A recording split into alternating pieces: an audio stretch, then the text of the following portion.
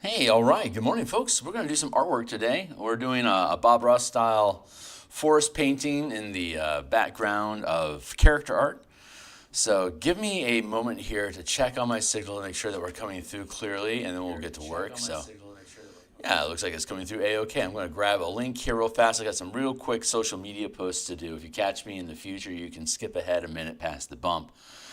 And we'll be getting into artwork today. So for those that don't know, my name is Phil Kearney. I create role-playing games. I illustrate them and I publish them online. And I am currently making an adventure in the Eberron campaign setting using Dungeons & Dragons 5e24 rules. You're fighting necromancers, undead, and demons in the Carnwood, in the country of Karnath on the continent of Corvair. And that's my intro. So let's go ahead and just wrap up and say, if you think this stuff is cool, like, subscribe, hit the bell icon for notification. Thank you so much for the new subscribers that jumped on board with us last night during our design stream. And for folks that jumped on board with us yesterday morning when we were working on this Bob Ross painting, I really appreciate you guys. We're trying to get to 1,000 subscribers. Here's a bunch of books that I've already made that are on the DMsGuild. They're chock full of artwork and design ideas that I've created over since like 2018 is when I started publishing. So be welcome to check all that stuff out. And while you do, this is the book cover that we created for Crystal Zuma Bar. This will also be on the DMsGuild rack once it's done. And right now, this is the environment that we are working on. The text, just to remind folks, here's our text block area. And I obviously need to clean that up a little bit. This is the 16:9 format. Since this is a digital, it's a PDF book. It's not I don't intend for you to print this book. It's a digital purchase, so you get it on a PDF. If I can get Photoshop to size it right, that's that's about right. If you're using a device like a phone or a tablet, it's a 12-point font. You can look at each page here on screen like this, but each column is also 16:9. So once this is published as a PDF, you can look at each individual column. It's formatted so that every column is a separate thought. So you can literally just be looking at one column of text at a time, and it's still going to make logical sense moving through the document. We're going to hyperlink the hell out of it as part of the building process, like you can see in the 5-color mana series books that I have down below, and the Spelljammer series I have. It has a little navigation bar across the bottom here, which we're going to fill with icons that when you click on them, they'll lead you to different areas of the dungeon. All the maps are going to get hyperlinked. It's going to be decked out. So, but for now, let's conceal the text and blip out. We'll disable the layer mask. We don't need to have trees color. We don't need to have Salgu and his divining pool. They don't need to be part of the illustration process right now, so we'll go ahead and conceal them. But we do know that, hold on, let's pull him back here real quick. So again, we're talking about striations of contrast. We have the dark, and then light, then dark, then light, then dark, then light, or light, dark, light, dark, light, dark, light, dark, light, dark, light force behind. So as long as this tree is going to need to be darker than these trees, which are darker than these trees back here, which is darker than the foliage that's in the far distance. So we're moving our way forward in the piece and creating more contrast and more saturation in the image as we move from the foreground, which will be the most saturated and most contrast, and move away from the camera. It'll start to gray out and lighten with atmospheric disturbance. Well, hey, Pian, how you doing, my guy? Give me fire, give me death. Give me stairs going ever higher. Right on, my man. Glad to have you on board. So when we last left off, we were just about to find a better background, a better tree color than that, and we were honing in. I think let's see how this is looking. It's got that bluishness to the background that I'm not particularly interested in right now. This is probably the best. Let's highlight these trees, and then here.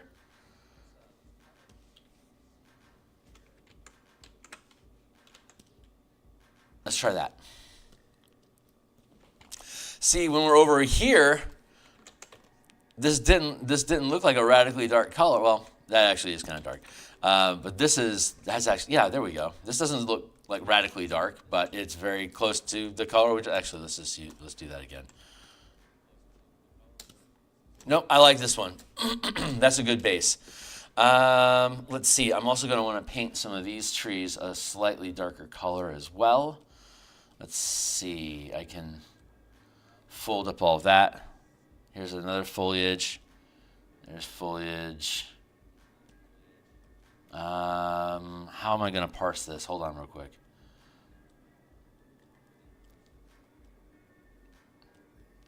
Doink. Doink. Doink. Timely timer. Thank you.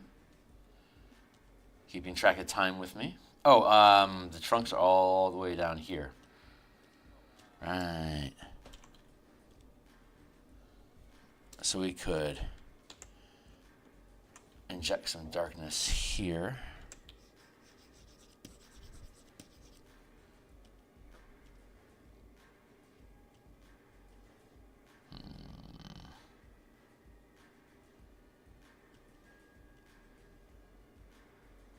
I should probably, you know what, before I do anything, I feel like I need to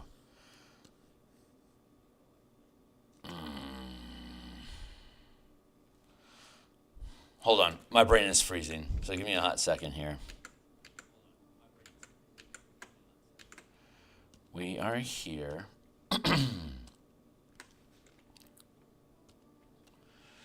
Yeah, I want to highlight, I need to pick, I want to break these trees up into individual pieces. So maybe the best way to do that would be to do this here and there. So we'll take that and we'll take that. We're going to cut those free and drop them in here. Okay, this is going to work. So I don't need this. Sometimes I have to think through stuff. Here and here, I'm going to cut those free. I'm going to put them here. I'm sorry, I have to break up this piece into. I have to separate the trunks from the forest.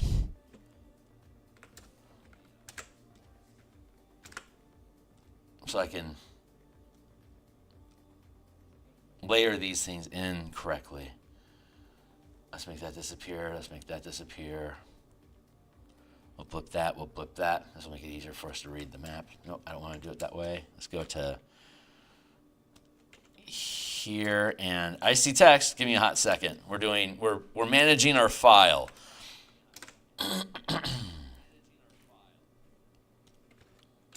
There. This is going to make it easier for us to work on each tree. I should have done this originally, but I was lazy. What's up? Hey, Francois.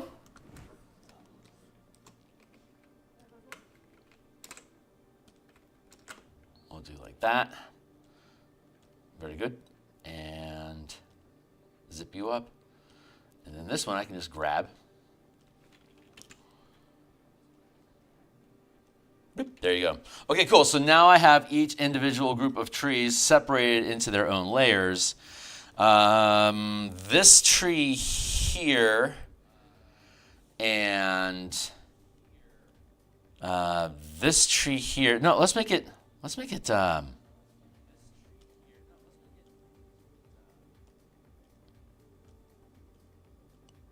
these two. This one and this one. All right, cool. So let's go to here. And now we've got our shit organized. Maybe not. Oh, wrong layer, of course. That's appropriate. Let's just keep it like that. Nope.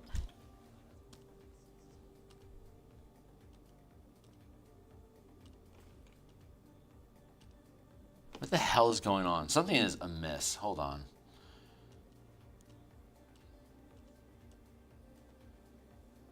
Oh, that's what happened. Layering issues. Right. Okay, back on track. There's that.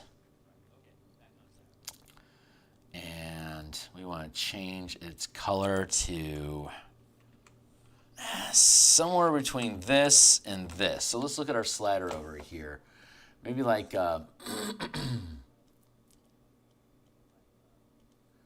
maybe like this.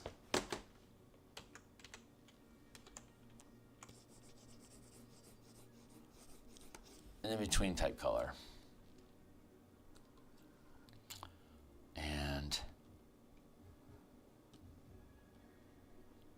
this one as well.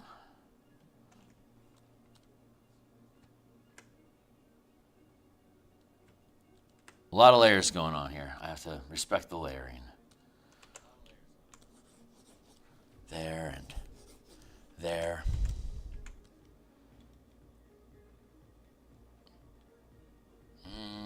Looks like the ones next to that could also, that one does on the left.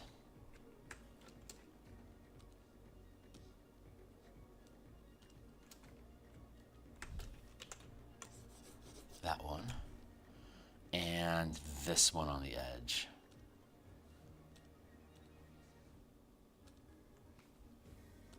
We're going to include this one. There. Okay, so those are darker trunks that we wanted to add on. That's going to mean that we're going to probably want to, I probably should have adjusted all the branches at the same time while I was there. So let's go through that process. Let's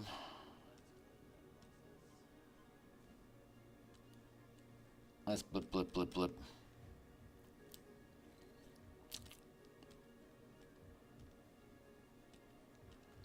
There's that. We'll highlight that.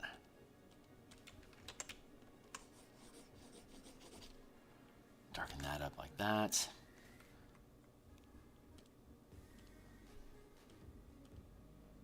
Yeah, that was unaffected. And let's see. What do I need to do over here? That is good. Merge this down. That one over there is okay. I'll probably eventually separate the trees themselves from each layer. Probably. Yeah, let's go over here. Hide the whole thing. Fill that in. And then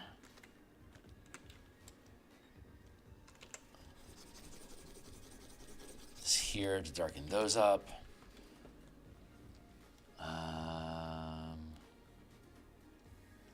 And then both of these are darker, so we'll grab this. We'll highlight that. Blip those in. And then there we are. We're finding a tempo. We'll get done with this soon enough. And then we'll start working on next level details like bushes and stuff.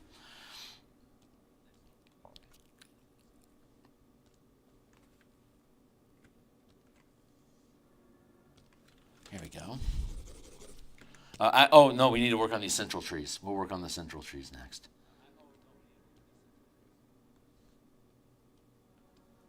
Let's bring this down to here.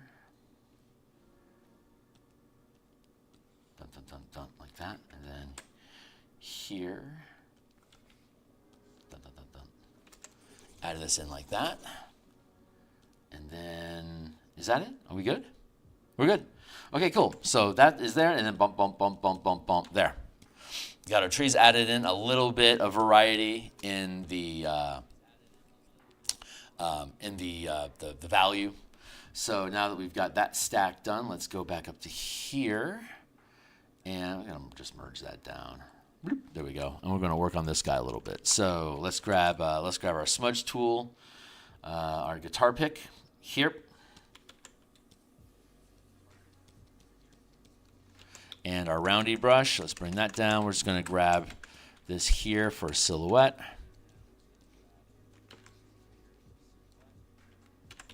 What's up? What creatures are you putting in the woods? This is actually the Eldeen Reaches. So shifters, fae, maybe some wind elementals. The Eldeen Reaches druid territory. There's 6 different plot hooks in this adventure that you can choose or mix between for a DM to create the adventure and swap it around, change it up.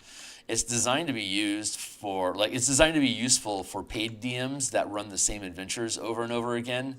If they like this adventure, then they could use it as a mid-level introduction to the Eberron world. If somebody is like, yeah, we want to run an Eberron campaign, like, ooh, have I got something for you? And every time the DM runs it, they could change which plot hooks the characters are involved with, and that changes the tempo and a lot of elements of the adventure that we go into detail about in the pages.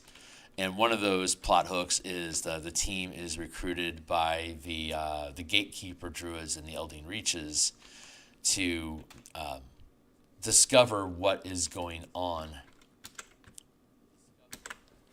with this unnatural necrotic energy that they're sensing in their divinings of the movement of the planes. The gatekeepers are in charge of keeping any plane of existence from encroaching in this reality and destroying humanity or whatever. And so all of their druid divine magic is about like tracking the movement of the planes that orbit Eberron. Occasionally they pass through Eberron and create what you call a coterminous area, an area where both planes are end and they overlap each other. And so the outer plane that crosses through influences the environment of the terrain where the two planes touch. And if it's a full convergence of the planet overlapping with the plane, like the entire thing gets swallowed up, then like it becomes that plane, and we have to survive that until they slide out of orbit from each other.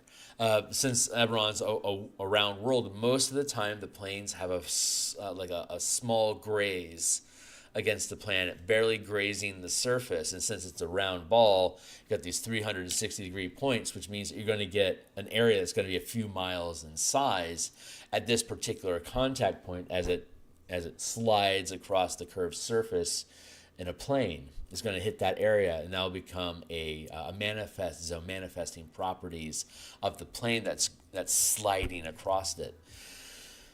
This one is a particularly powerful manifest zone. It's 5 miles in size, but it's oops, I made a mistake. Hold on.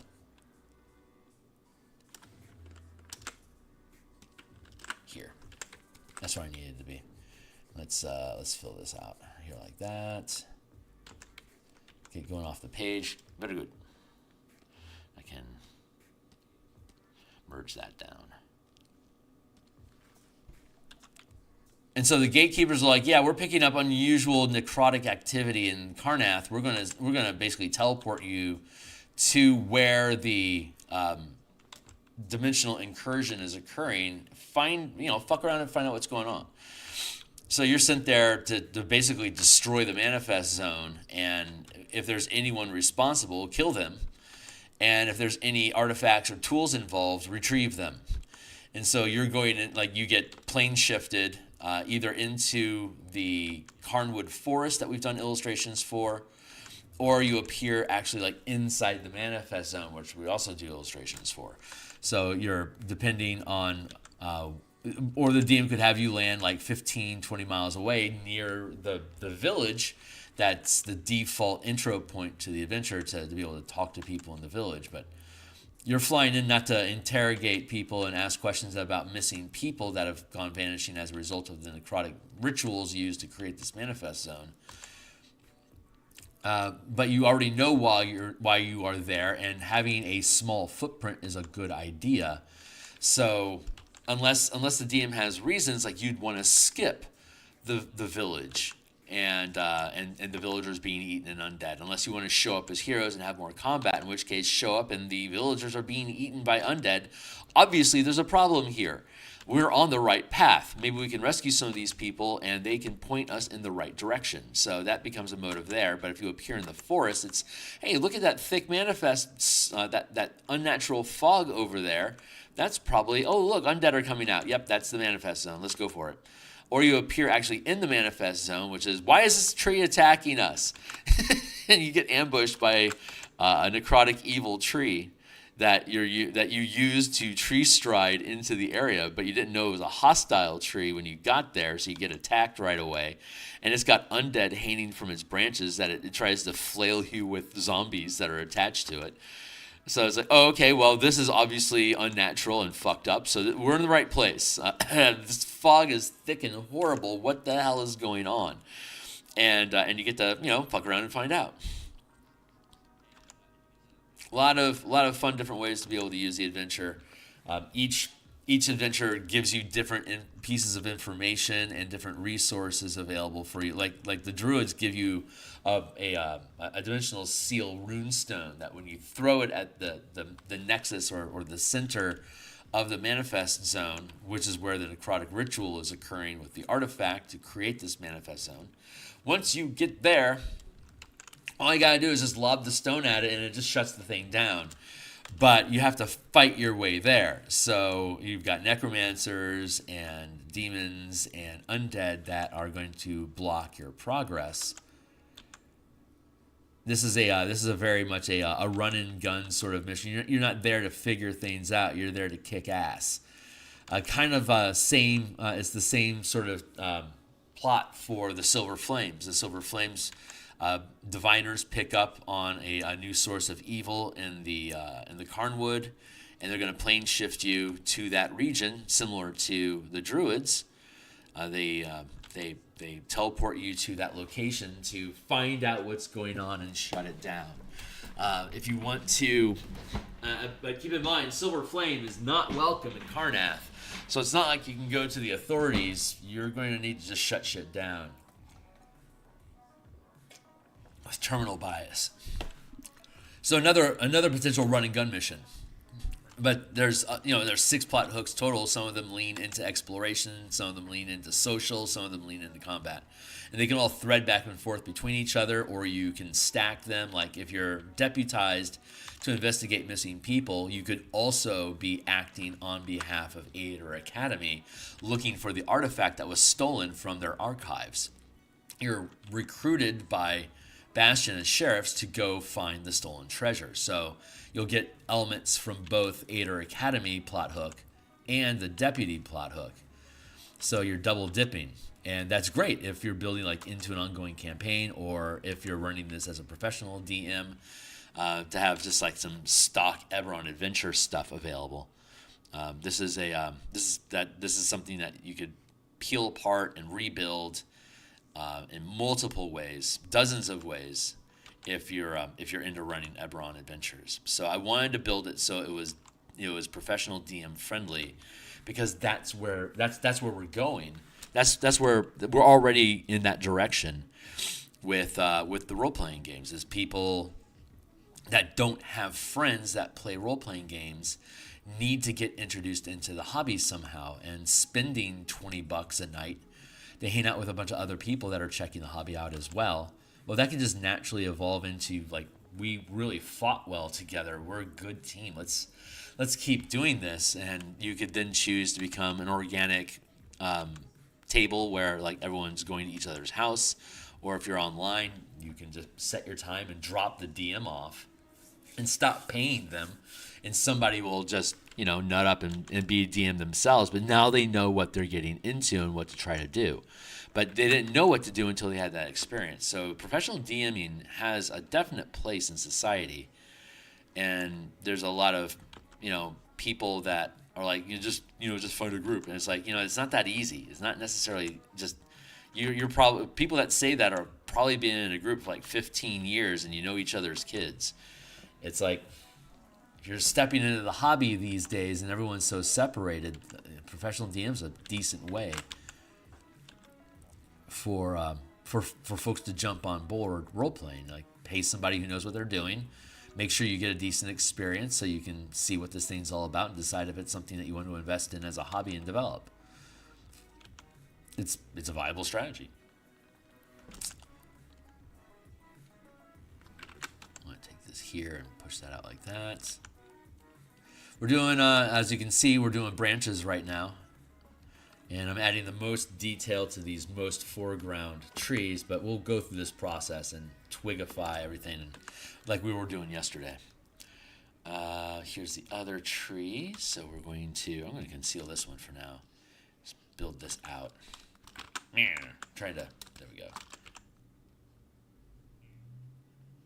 I can't build these things as quickly as Bob can. I think just the Photoshop tools aren't very, like, it's easy for him to like switch back and forth between what he's doing and jumping. I mean, I can pan through different layers and work on them. He's stuck with only one layer, so he has to just naturally, organically layer things over each other, which is why he practices them before he does them, so he doesn't screw up his painting.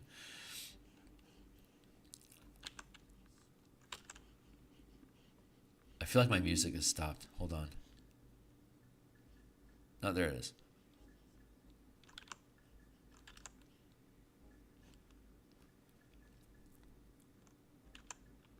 Let's thicken this branch a little bit.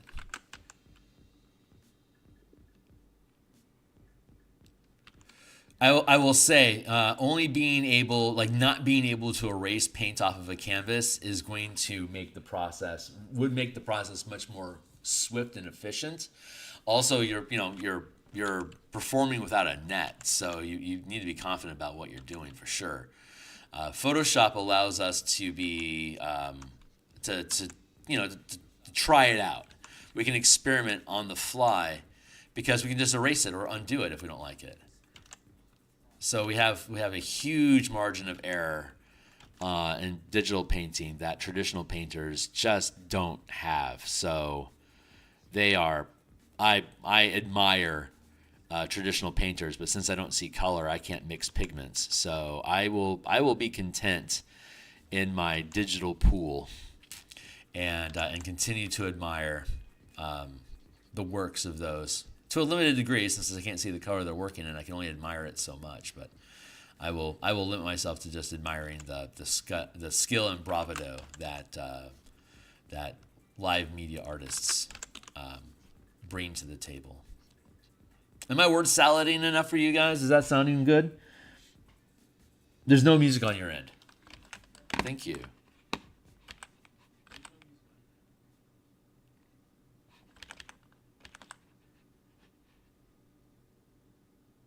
Let's see, a song flip over.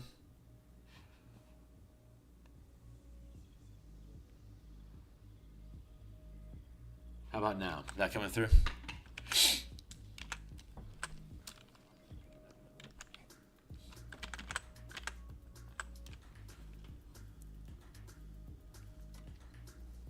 What's your recipe?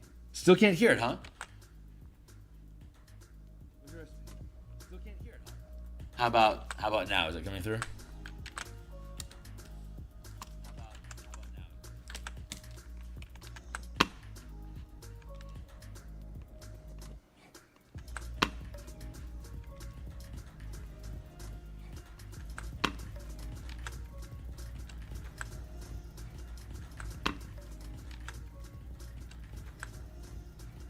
Oh, it's very muted, but I can hear it.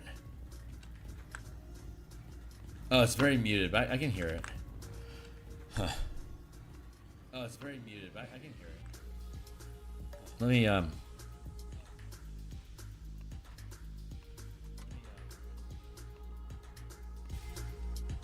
there.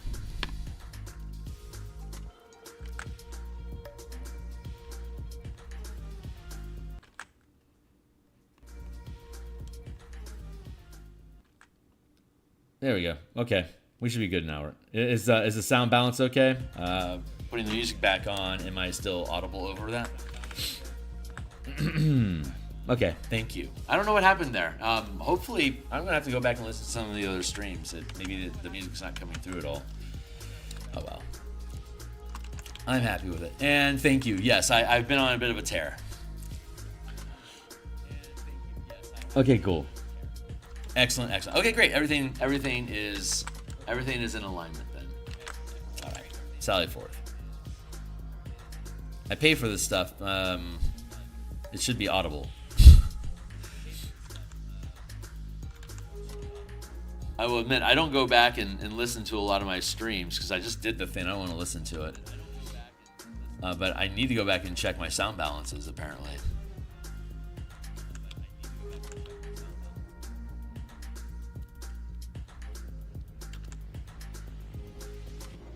That here.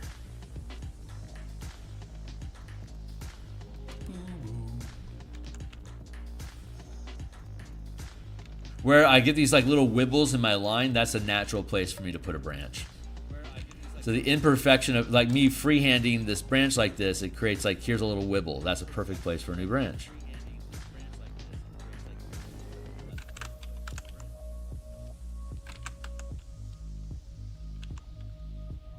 And then I'll taper that down.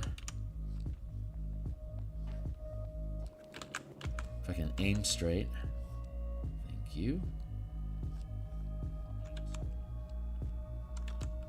Let's thicken this up a smidge. I enjoy doing these paintings. They're very low bandwidth. Like they don't require a lot of concentration most of the time. Mostly, says Newt. So it gives my mind the freedom just to be able to ramble like I do. And I love that. I love to be able to just... I love that I get to start my day this way. I feel so blessed that I get the opportunity to paint like this before I go to my day job. It really just feels like I'm taking care of myself first. It's just, I love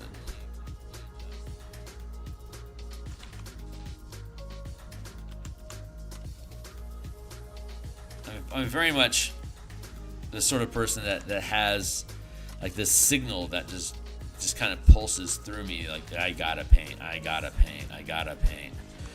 and I won't shut up until I do. So making it the very first thing that I give homage to in my day really just satisfies that Faustian pact of paying my dues and time and flesh. Like I'm literally spending my life on doing this sort of stuff.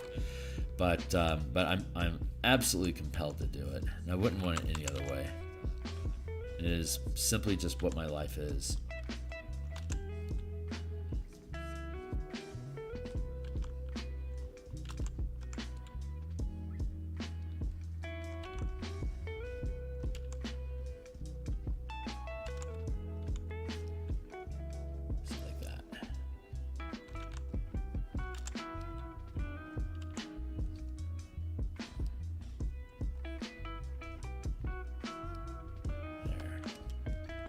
That's not working out well.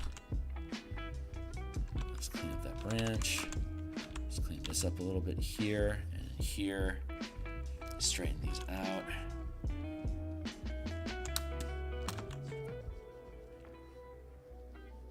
I mean, this is way off canvas. I'm just being thorough.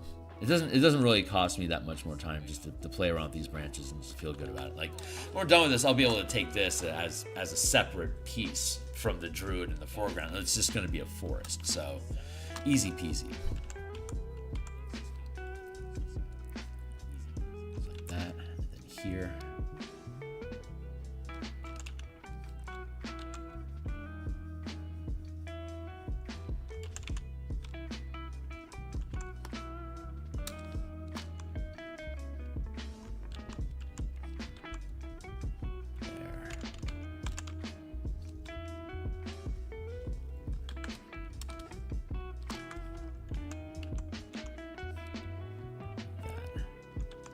Hey, what's up?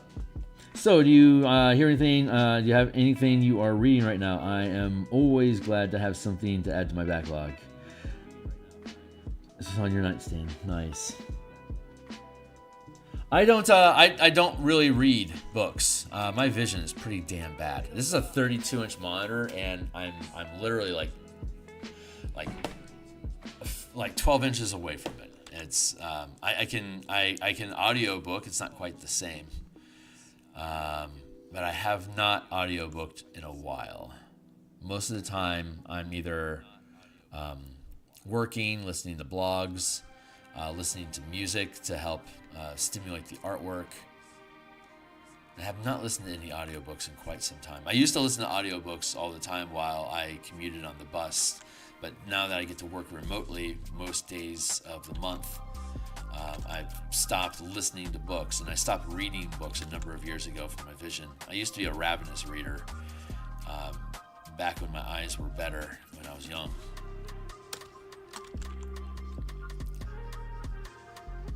I could smash through a 400-page book in a day. Easy.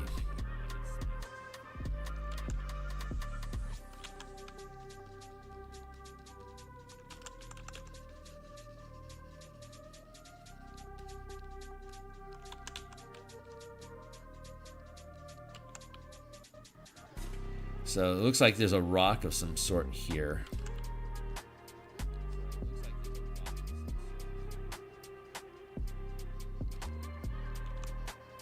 So I'm just going to build these roots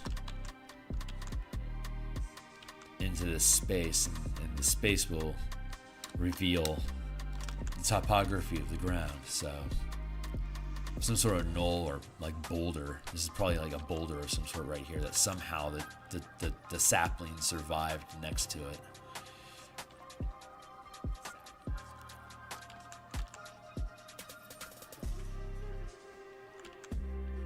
So let's curve this over like that a little bit more.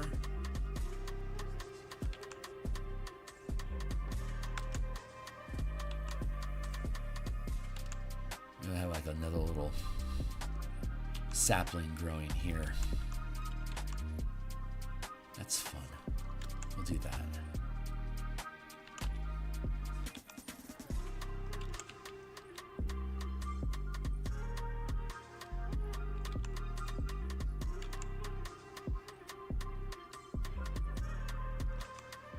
And this will be our starting point for the rest of the low growth foliage, the bushes, etc., etc. I'm going to take this whole thing and crook it, and then flip it.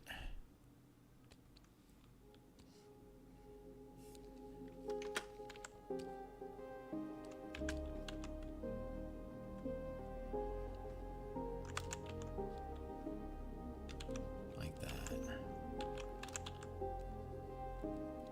Taper, taper, taper, taper.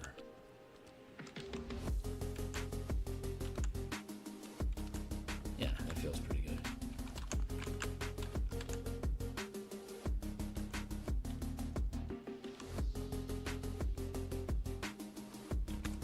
Okay, now that that's in place, I'm going to actually cut this free.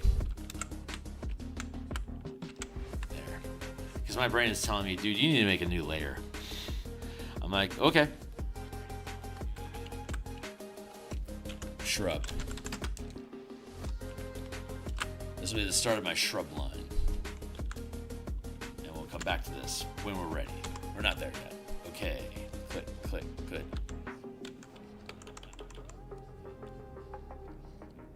Like that.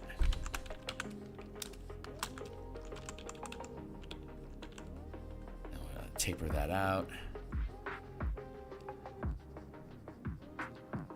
I tell you, my vocabulary has reduced as a result of me not reading. There is something about looking at words a lot that really just kind of locks it into, like, you can use words this way.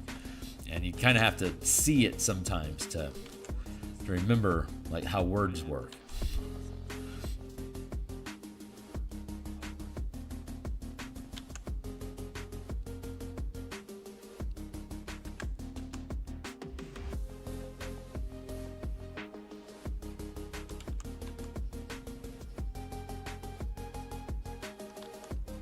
There, like that. Stuck it. That's a decent start to a tree.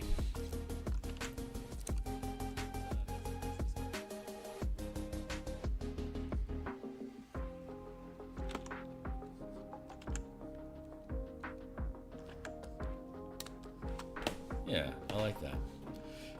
That's a good looking tree, and that's a good looking tree. So let's put these guys together, and those are good looking trees. We can now add foliage to these branches. So we're going to stick with the same color. Let's see, how is that?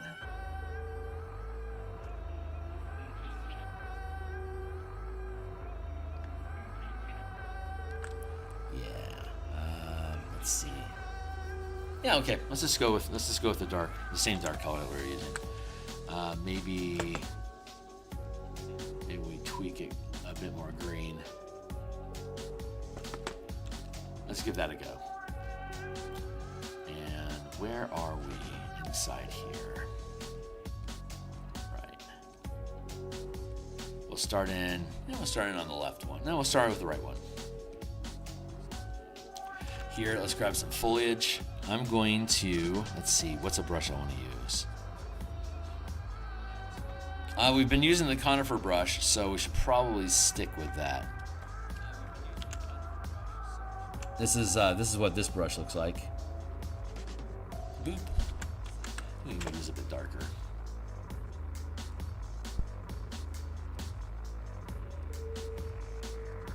So we're adding the darks first, and we're gonna put in highlights over this. But here's what that brush looks like. And so when we reduce its size down to the ridiculously small, we can just dot this in here, like that.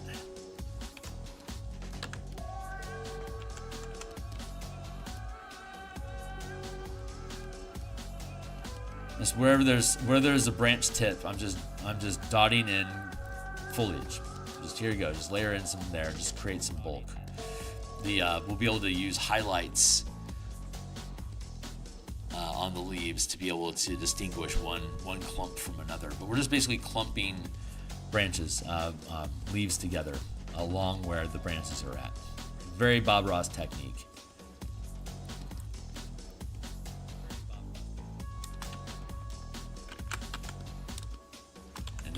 Here, and then we'll dot something across the middle.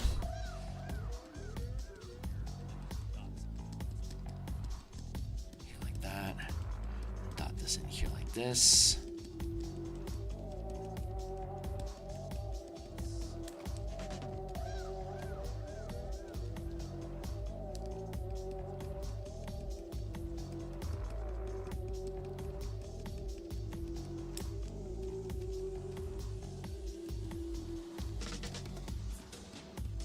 That, and then I can use the same tool to erase.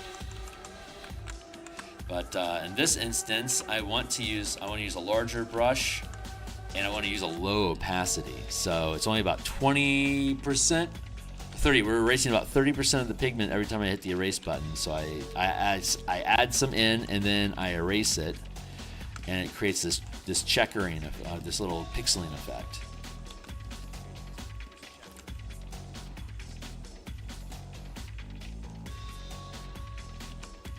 That. Scratch away at that, and then I can dot it back in. It's about density. Some areas I want denser, others I want lighter. So I can I can distinguish one shape from another by erasing some of the pixel information and then adding it back in to reshape the branches like that. So fun.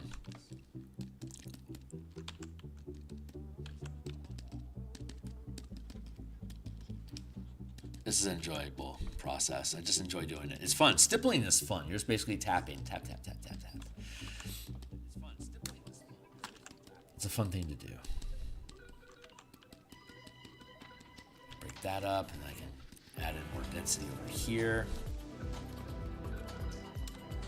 I'm spinning the brush around in different directions to be able to demonstrate how the leaves are clumping three-dimensionally. Erase some of that there, then tap it on back again. What's up? The druid says, to pass you on the shrubbery, you must answer me.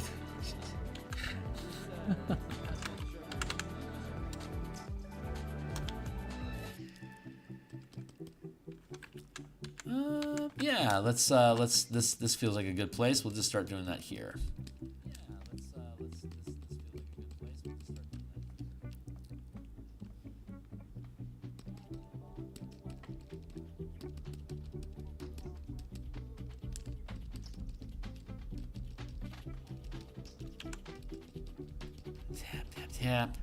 Tap it through.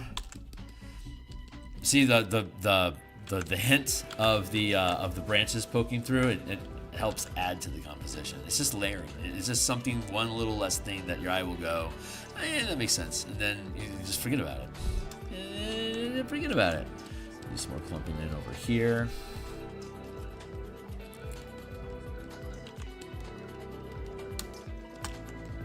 But I want this to be thick enough to block what's going on inside there.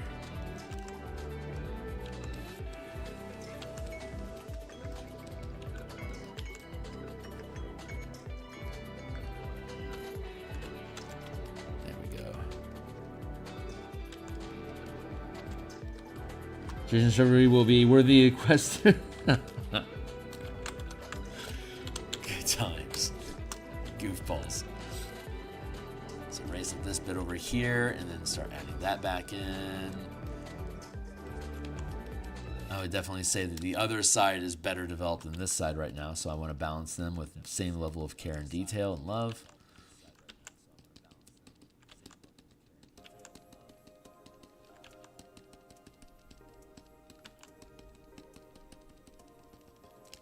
Like that. And I just roll it around the edges like that, and then bring it back in here, and then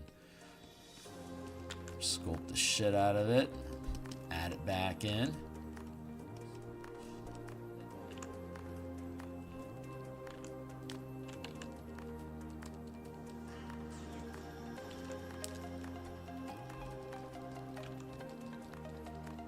we go. Break that up a little bit and add it back in. These just like these solid blocks of color. I want to avoid that. I want to have stippled layers of opacity that are just overlapping instead of just like a solid block. These can be semi-transparent, and that's going to be okay because we're going to add in more layers of highlights on top of this is effectively the shadow. So this will be the where the leaf, like where the light sits, is on top of this darkness. So it's okay to have it be a little transparent. It adds texture and interest, and the solid blocks of color are garish, and their structure, right? You can see like a solid structure here in this tree. It's appropriate that you can't see through the tree trunk, but the leaves are catching light. You want them to be semi-transparent.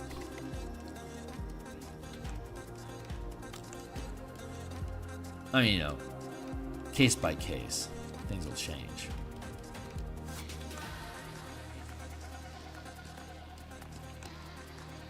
That's generally the mentality, like the thought process, like how am I constructing these things.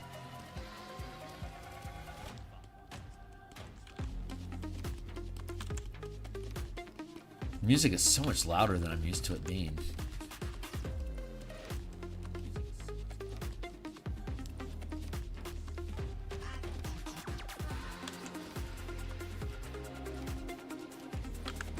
That. That's a decent little piece.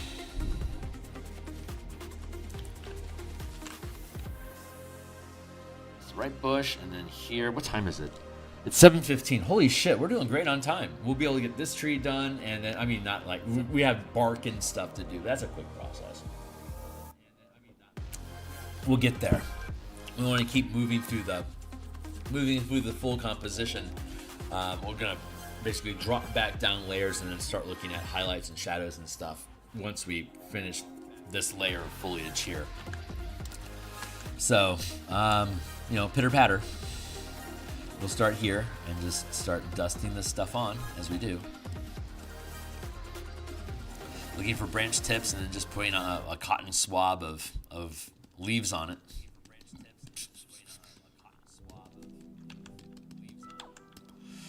I think I'll just layer them in first, and then we'll go back and we'll pick them out.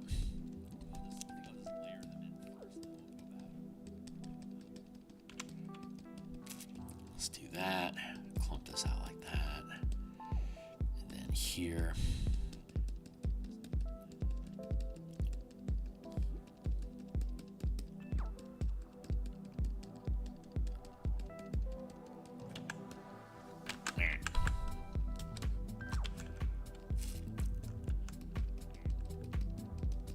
Over here like that makes sense to me.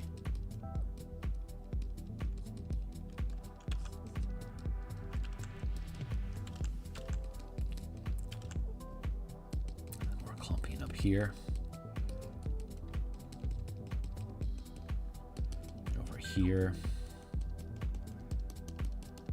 Clump this all around. Just see, like I'm not just using a 1000 horsehair brush that I'm dipping into paint and then just tapping on the page and moving on. I don't have the, like, if I lighten my the pressure on the pen, it's not going to have less hairs hitting. It's either going to reduce the size or it's going to reduce the opacity. Opacity could be slightly useful with this technique, but it wouldn't be really critical. It wouldn't vastly improve the production time of the tree. Not like actually knowing what you're doing, skillfully working with actual paint on canvas. Like this stippling process would be incredibly fast. So there's definitely some advantages of speed. Ironically, it's working in live media can be faster than working digitally, depending on what your techniques are, what you're doing, how you produce it. The real advantage of digital is that once you have it, it's relatively inexpensive. People are like, oh man, like $20 a month for Photoshop or whatever, that's expensive. I know that you can just buy Krita and you have it forever. But think about people that actually work in live canvas, like a $40 vellum, a $15 frame, and then $120 worth of paint pigment and then another $50 worth of brushes. And the pigment has an expiration date. You use it or it goes away, so you have to consume it. The canvas, if you fuck up the picture, you've just thrown that away. And if it's a good picture, you keep the frame, so it's that because you keep it framed and stretched over the canvas so it stays nice, or you switch it to another frame, and which is a different expense. It's like there's a lot of expense in working in live media that I don't feel like if I painted in real life, like in physical paint, I'd be paying a subscription to my supplies each week. So it doesn't bother me that the software that I prefer, Photoshop, charges me a subscription. It was because of Photoshop that I was able to paint in color in the first place. So I personally think that's fair. Opinions are welcome to vary, and I don't use the cloud for storage. I use my hard drive, so I don't care about their. I mean, I understand the ethics and the complaint about don't dip into our cloud storage to sample AI information from. That is annoying. But you don't have to use their cloud. Like if you use our cloud, this is how we're going to recuperate some of the costs. Like I don't need to do that. Goodbye. I don't use your cloud. I just store all my stuff. But I love the program, so I'm going to use it.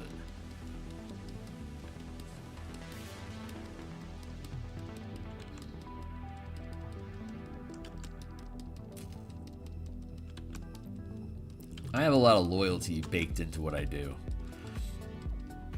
it would seem. I'm very loyal to the D&D brand. and I love all the IP, and I love actually producing stuff that I can actually label as part of that world. I love that I can actually label this adventure as part of Eberron because I use the DMsGuild. That is a massive blessing to me. So I don't mind that I have to share some of the costs with the company that owns the world of Eberron to allow me to basically create fan fiction adventures inside of that campaign world. That's a privilege, and I'm allowed to pay to receive that privilege.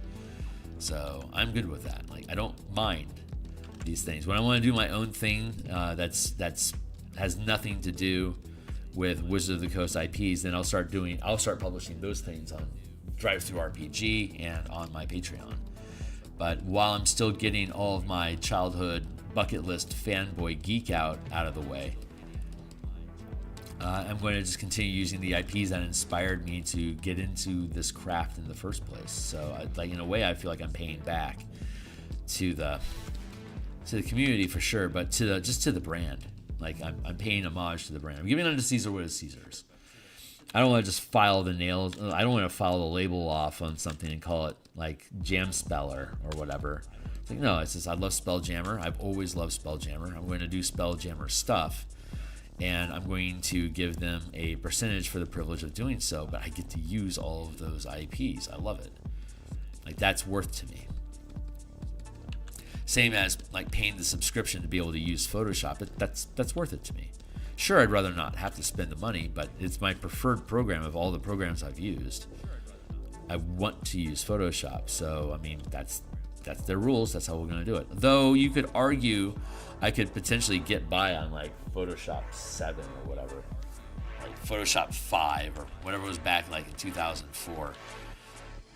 I don't know if the tools that I use in Photoshop now are worth the upgraded bells and whistles of a full 2024 edition. I could probably get by on something that was made back in 2003 and probably function fine.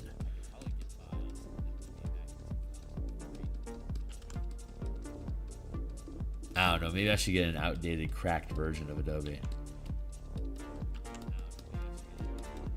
I used to use a cracked Adobe back when they had encryption keys and stuff like that. You could crack code, jump onto the free trial cracked code. I admit it. So I guess in that sense, I also don't mind now paying my dues back because I can afford it now. I don't know. Who knows? I'm making admissions online. I probably shouldn't.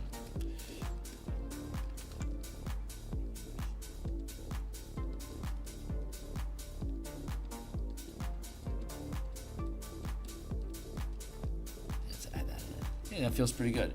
And so let's make that a folder out of it, and then bloop, there's this one. They're overlapping rather nicely. Let's fold that up and fold that up, fold that up, and those are all the trees. There should be a let's hide the trees.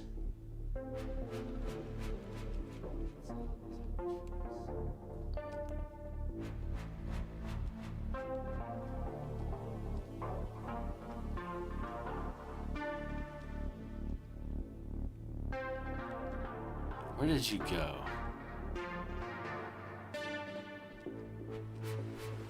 That's the shrub.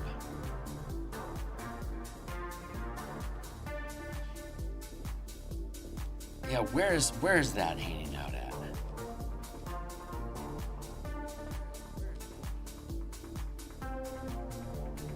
Where are you?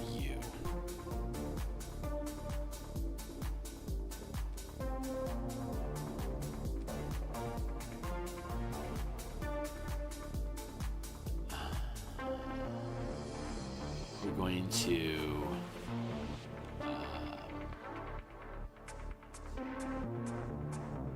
what am I trying to do?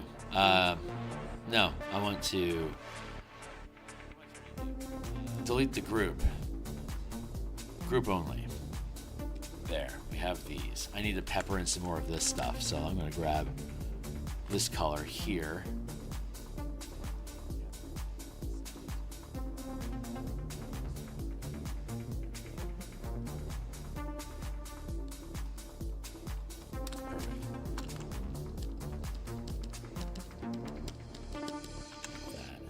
grab that color. Just dot that in like that.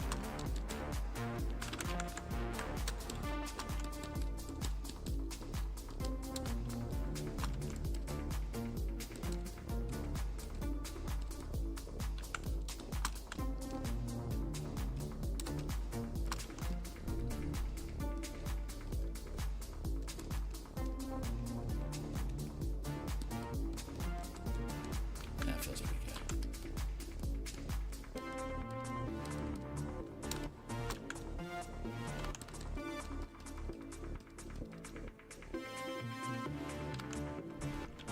I think that'll do for now.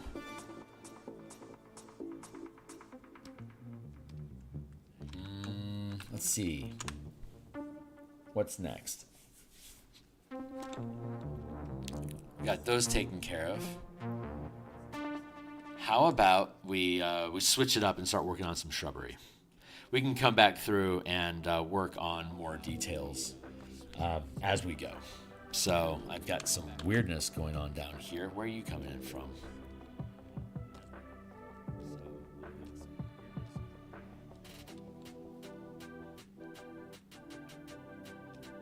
There it is. Okay, so where is this weirdness? Like that. Cut that free. Cut that free.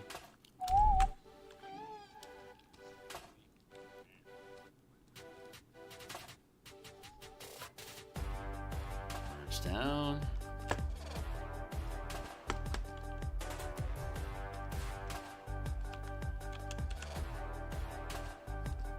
Let's switch our eraser.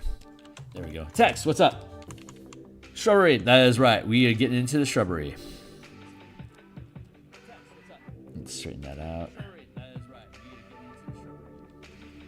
You know what? Actually, let's take that back. Because I don't think I actually need that.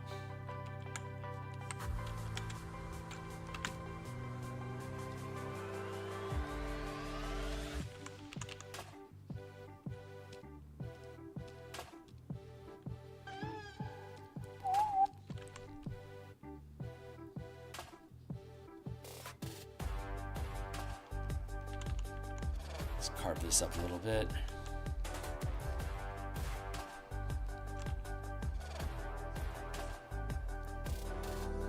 All right, shrubbery. Again, we're just kind of carving shape and space in here right now. So it's weird that I haven't done the ground yet. So I should probably do the ground. So we have sky, we have trees, we have...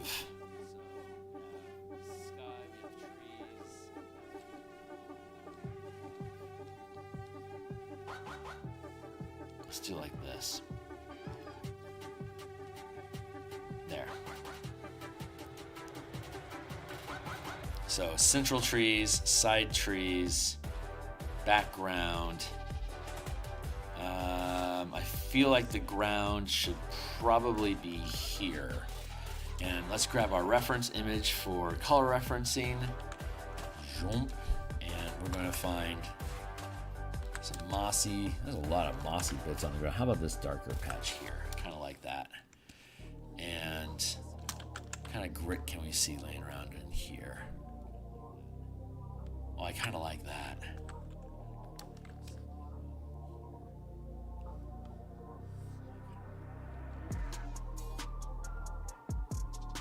What are you on about? Huh. Let's go with, yeah. Let's go with this color first. I'm gonna switch my brush. Let's switch it to, yeah, we'll go round brush for now. Like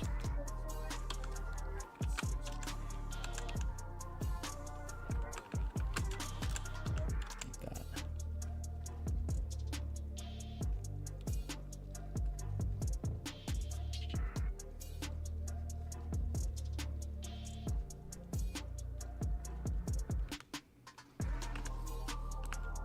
Just gonna block this in for now.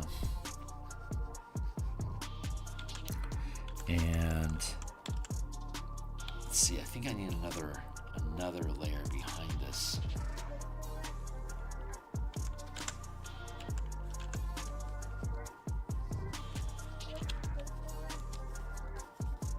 I'm just gonna kind of throw in some light, mildly transparent background here, just to fade into the back.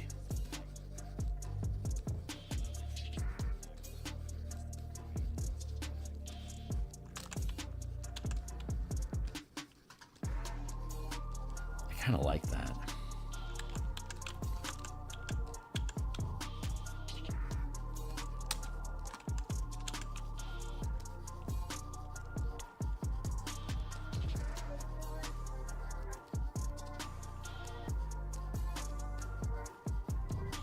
Yeah, this haze goes here, and this goes here in front of those trees. There we go. Now we're doing some proper layering. I'm going to smudge this in here to break up that line a little bit. And we'll be able to use this to start creating our foreground topography where the land sits.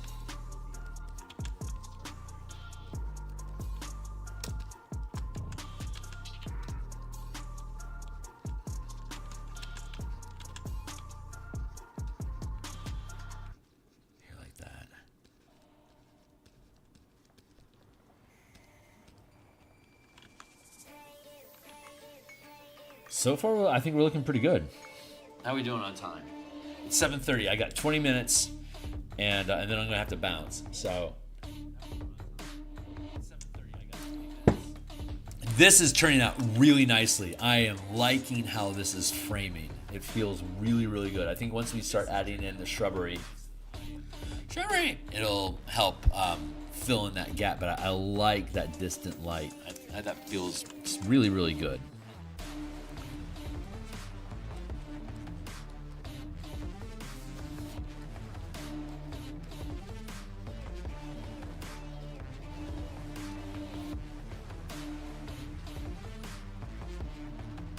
Hey, what's up? Me. There,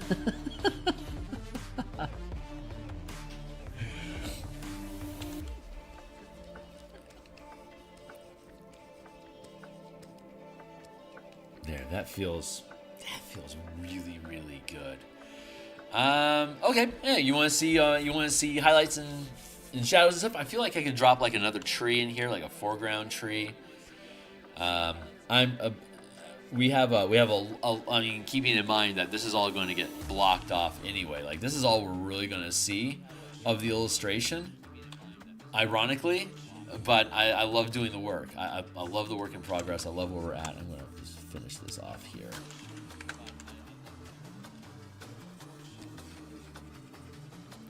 This is how much of this illustration is completely unnecessary. It serves no practical purpose, but I love it.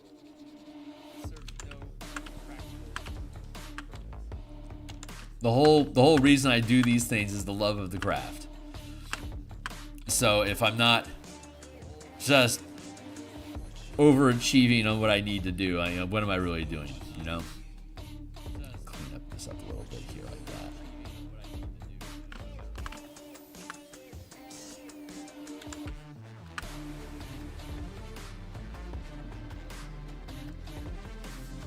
I'll probably actually end up using this forest painting someplace, since so much of it is irrelevant to the actual page, but it's still stuff that exists. So I could put in shrubbery here and then call it done. Or I could do the whole fucking thing. So let's do the whole fucking thing.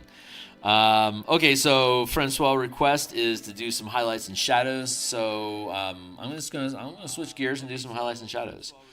Yeah.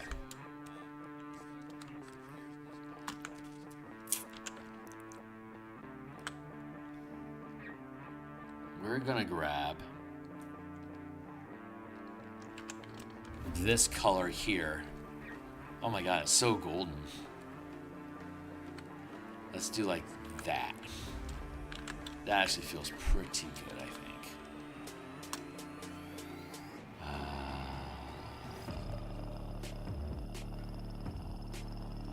Reference.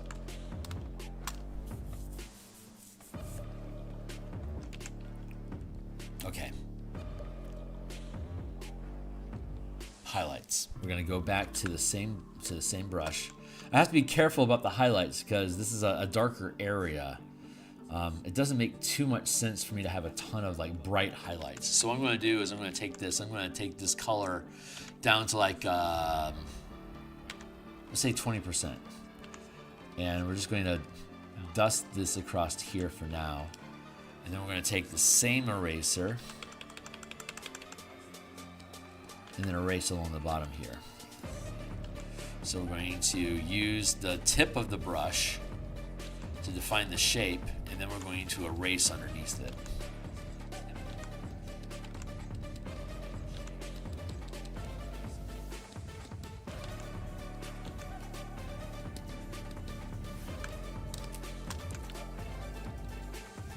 Like that, and then we erase most of it.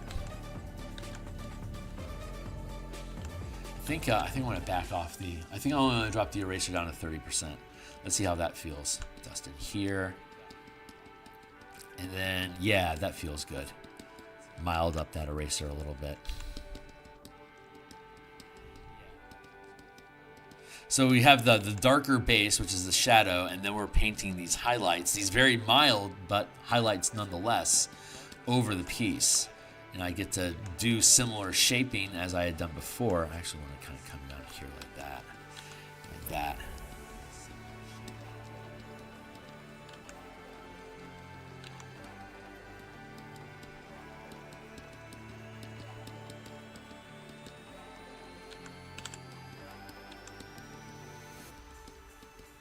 There we go. Down here like that. And then here. Erase it like that.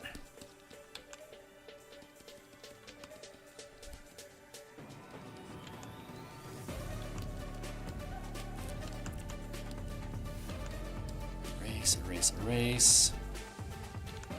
Add back in, erase, erase. Over here, put in some of that, and then erase, erase, erase.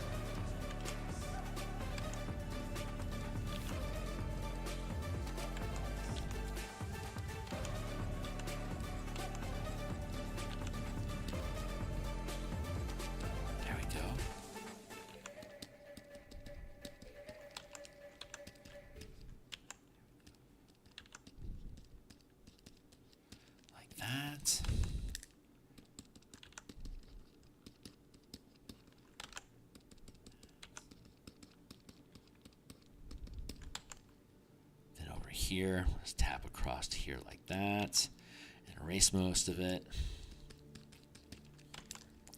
And then here, subtle see, it's not explosive because it's mostly in the shadow already as it is, but it's I think including it, adding that is adding additional dimension, and it's helping push the tree up in the canvas because most of it's sweeping upward and away. The curve is upward, so I think it helps elevate the tree so it looks like it has height over instead of being a background. It's pushing it forward by tilting up the camera angle into the tree like that, I feel, which is what we want. Dust all this stuff in here like that.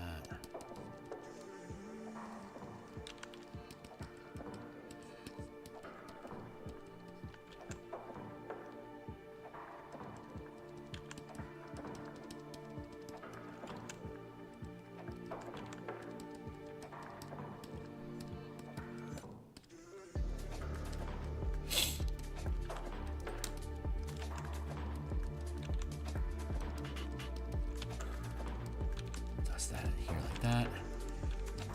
It's just a stipple frenzy.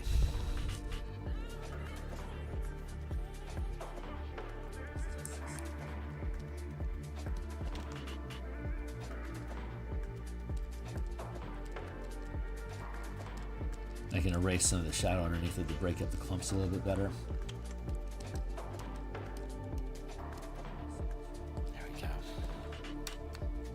And then we get right back on into stippling.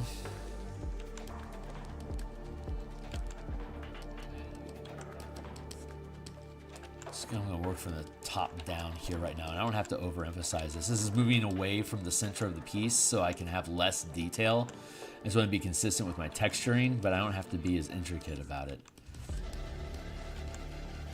The further away from the center of the piece you get, the less, like the more, literally the more peripheral that area becomes. So it becomes less and less valuable to the central, to the strength of the composition.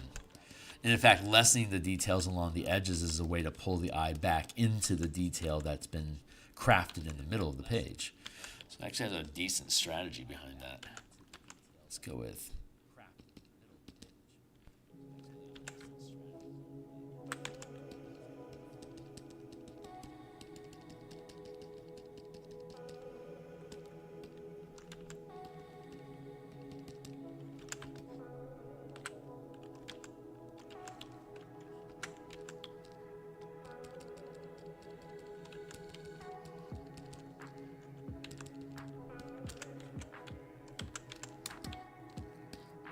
here.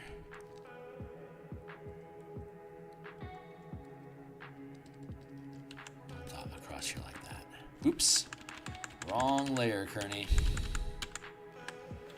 Fly right. Fly right.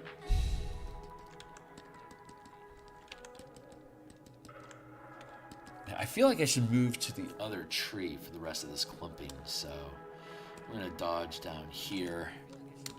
And I like that it's behind this tree that we did first. That feels good. So I'm going to start dotting this in here and then seeing an opportunity here for me to break that up a little bit. Very good. Back down into here.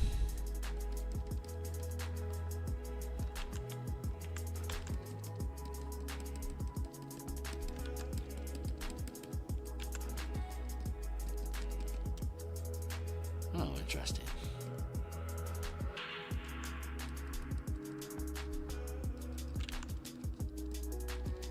So we'll be sticking around here for a little bit longer.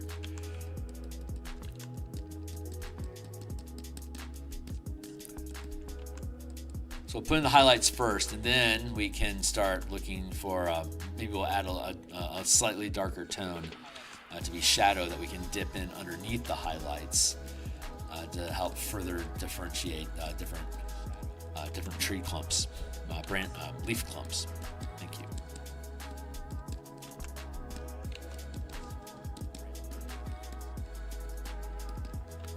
Francois, hopefully this is scratching that itch.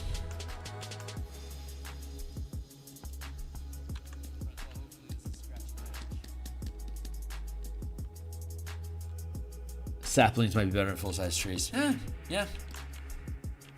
Well, Eldine Reaches is super ancient old-growth forest, so the occasional sapling poking through, I think, makes sense for the vitality of the region. But for the most part, I think thick trees. I like that. I like that pretty good.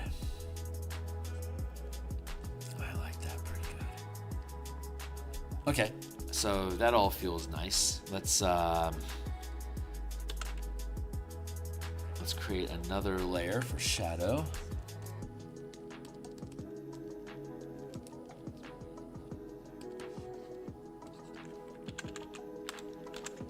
Push that up to 100.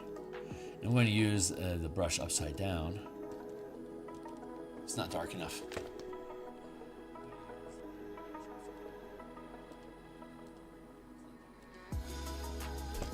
That should be good. Yeah, that fits in good. So I can dot across like this and use the same erasing techniques.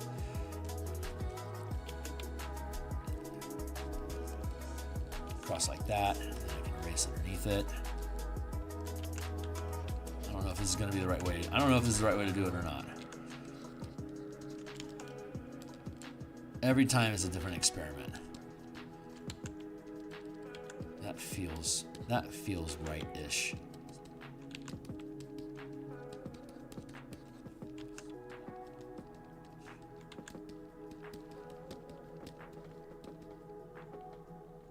Yeah, so far I agree.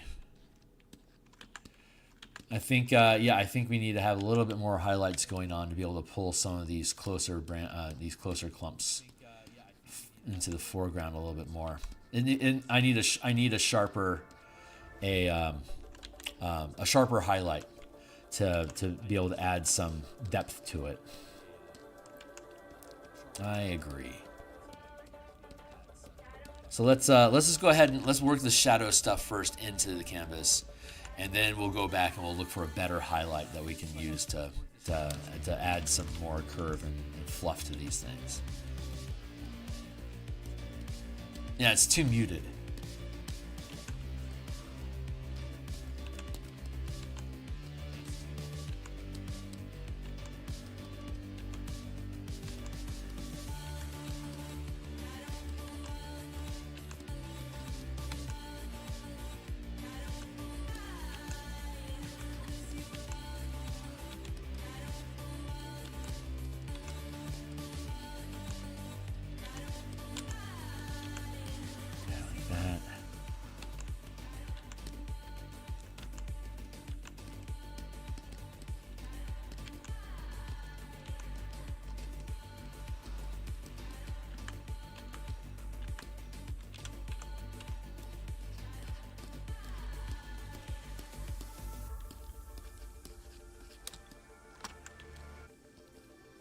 Let's go over here. Yeah, I think highlights is what we need.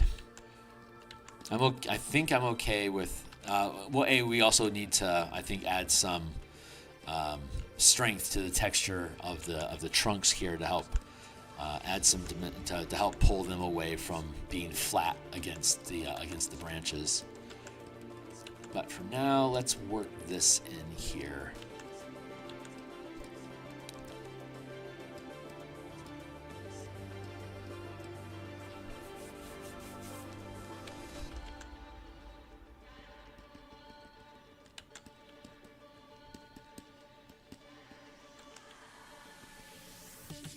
The bottom like that.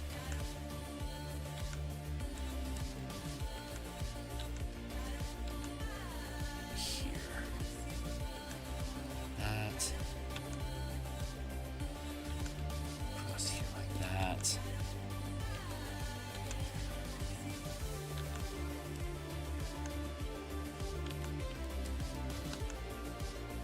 Up here like that.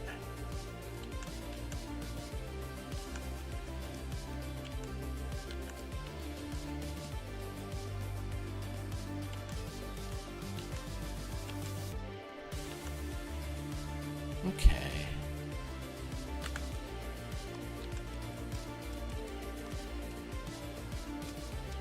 Okay, This is what I'm going to do.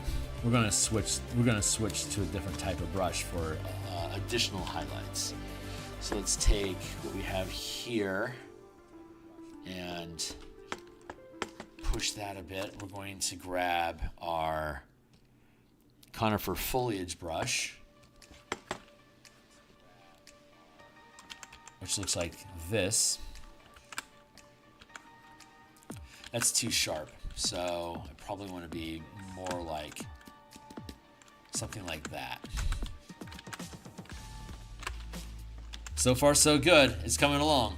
So yeah, let's see about taking this brush here and then dotting some of this.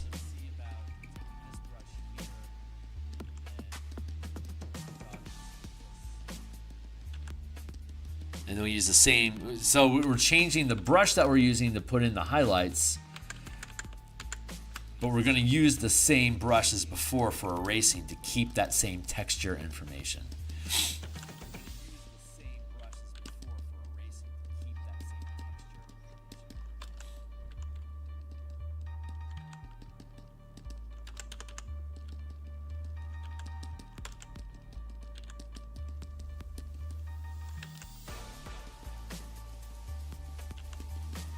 Still very muted.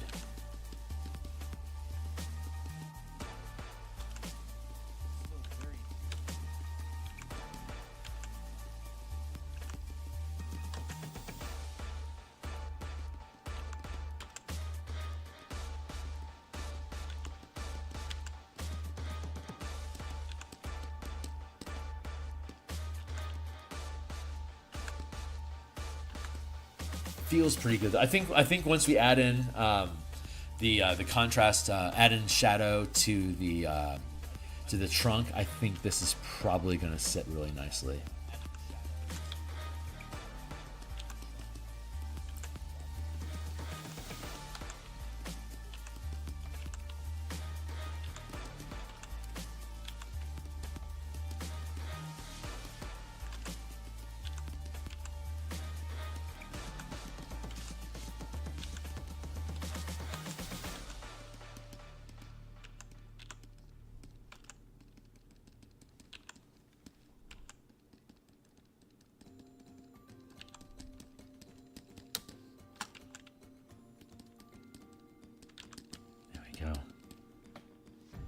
Nice.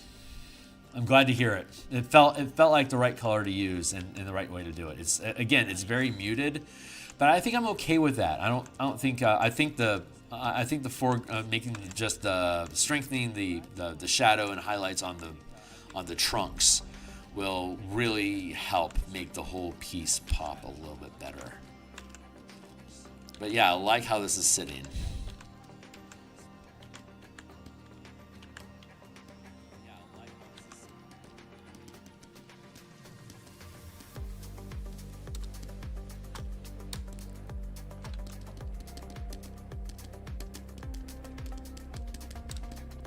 Side of here a little bit more. There we go. And that's my timer. I am damn near out of time. I just want to take another few moments here just to scratch away at some of the more obvious patterns. I want to break them up a little bit. Like in these shadows, there's a little bit of patterning that I don't like, so I want to just dust it with the eraser a little bit. Just to push it back a smidge.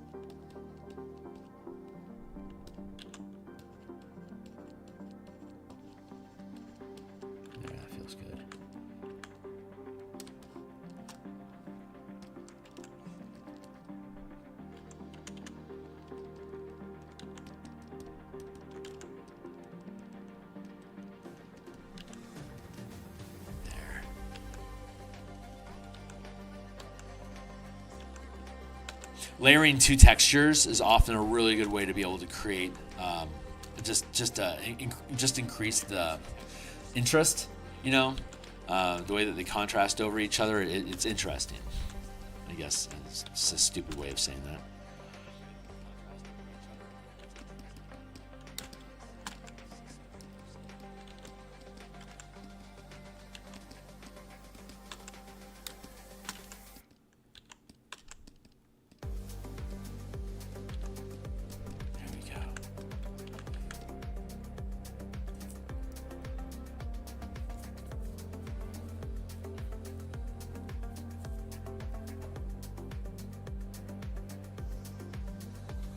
Yeah, I think I'm good with that.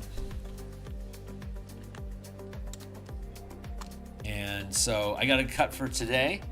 When we come back next week, we'll do similar foliage treatment for the next layer for all these trees back here to increase their density information and to blend in a little bit more to break up the one-dimensionality of the tree line back there to push it similarly. Word salad, and then once we get the foliage done, then we'll go through and we'll start treating all of the trunks, adding texture and curvature and thickening up all the branches and mostly the trunks, but also some of the branches. But like out here, I don't need to do like any kind of lighting or effect with the branches out here. They're just poking through the canvas. I like that density.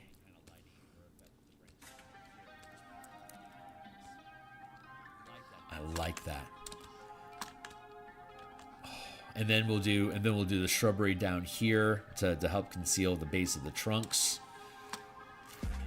and then this piece will be done. So I'm guessing maybe Wednesday next week we'll have the forest finished, and then we can zoom back in and focus on Salgu and his vision pool. So yeah, and we'll probably drop in like a fat tree. Like I could see us putting in like a tree like this, with like branches going off like this to, you know, to break up the shape or whatever. We'll get there when we get there, because there's like a lot of empty space off here in the margins. So like a rock, or like some sort of maybe like a Maori statue or something like that. Who knows? Yeah, or shrubbery, maybe flowers, maybe a squirrel. I don't know. We'll see. I see that there is space here that wants something to occupy it, and we're just gonna let our brain contemplate what that should be. So I'm gonna go ahead and kick out of here for now. Thanks a lot to folks that have been hanging out with us today. Really appreciate you guys. I do this Monday through Friday in the mornings like this every day. I take Saturday and Sunday off. On Saturday on my Discord server, we actually play the games that we build and like play test and stuff. And then Saturday is my day of rest with my fam. And then Mondays and Thursday nights, we do game design for the books that we'll eventually be illustrating. Right now, I'm doing a series Monday and Thursday night of building a playtest campaign in Spelljammer in space around Eberron, using the Bastion campaign mechanics that we developed earlier this year on stream to build a progressive campaign, like a randomly determined events and progression that affects communities. We just started that last night. If anyone's interested in this type of stuff, like and subscribe, tune in, be welcome to join my Discord down below. Check out my books. They all have free previews, and they're chock full of art like this, design ideas like last night, that if you're a D&D enthusiast might or just an RPG enthusiast in general might provide some new tools for you guys to fuck around with. But that's it for now, guys. I'm going to bounce out of here. I really appreciate everyone hitting save. Yeah, that does look pretty fucking good.